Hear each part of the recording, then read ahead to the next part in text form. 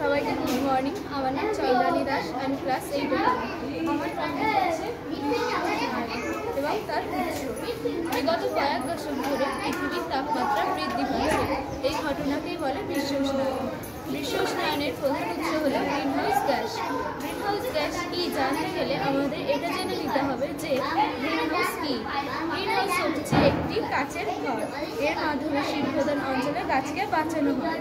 এবার সূর্য থেকে আলো যতটা কাজ এই গ্রিনহাউসের কাজে ভেদ করে ভিতরে প্রবেশ করছে, ঠিক ততটা বাইরে যেতে পারছে না, কিছুটা আটকে যাচ্ছে, যার ফলে ঘরটি উত্তপ্ত থাকছে এবং গাছগুলো ভালোভাবে বাঁচতে পারছে।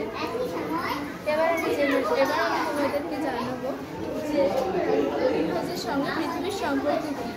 গ্রিনহাউসের সঙ্গে পৃথিবীর সম্পর্ক হলো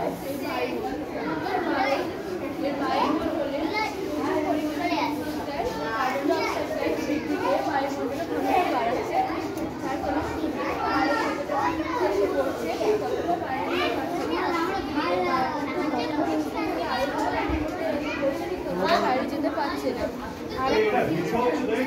যে দিনের বেলা সূর্য থাকার কারণে এটা গরম থাকে এবং রাতের বেলা ঠান্ডা থাকার কথা, কিন্তু এই যে তাপমাত্রা প্রচুর পরিমাণে আছে, এই আলোটা প্রচুর পরিমাণে আছে, আমরা তো ঠান্ডাটা পাচ্ছি না। কারণ এই বায়ুমণ্ডলে সূর্যের আলোটা যখন যাওয়ার কথা রাতের বেলা, তখন যেতে পারছে না। এই কার্বন ডাইঅক্সাইড গ্যাসগুলো সেটাকে শোষণ করে নিচ্ছে। রাতের বেলা সূর্যের আলো যেতে পারছে না, তাপ যেতে পারছে না, কোনটা? রাতের বেলা তাপ যেতে পারছে না, এই কার্বন ডাইঅক্সাইড গ্যাসগুলো সেটাকে শোষণ করে নিচ্ছে, যার ফলে পৃথিবী উত্তপ্ত।